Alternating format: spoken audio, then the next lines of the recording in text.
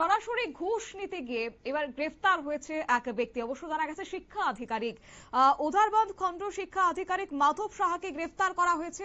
CM ভিজিলেন্সের অভিযানে এসেছে এই বড় সাফল্য।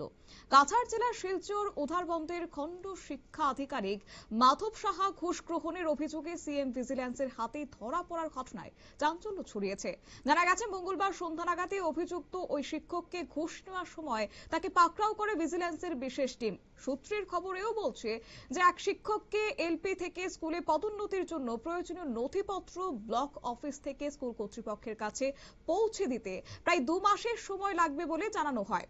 আর এই সময়ের মধ্যে ওই শিক্ষকের বেতন স্থগিত না করার নিশ্চয়তার বিনিময়ে মাধব সাহা প্রথমে 10,000 টাকা ঘুষ দাবি করেন। পরে আলোচনার মাধ্যমে তিনি 7,000 টাকাতে রাজি হয়ে যান। পরে পরিকল্পনা অনুযায়ী মঙ্গলবার সন্ধ্যাতে জনৈক শিক্ষক টাকা দিতে গেলে ঠিক সেই মুহূর্তে ভিজিল্যান্সের দল সেখানে হানা দেয় এবং মাধব সাহাকে ঘুষের টাকা গ্রহণের সময় হাতে নাতে গ্রেফতার করে বলে জানা গেছে। যদিও সেক্ষেত্রে শেষ খবর অনুযায়ী ঘটনার তদন্ত চলছে এবং সংশ্লিষ্ট দপ্তর পুরো বিষয়টি এখন খতিয়ে দেখছে বলে জানা গেছে। নিয়ে নিচ্ছি ছোট্ট একটি বিজ্ঞাপন বিরতির সঙ্গে থাকুন।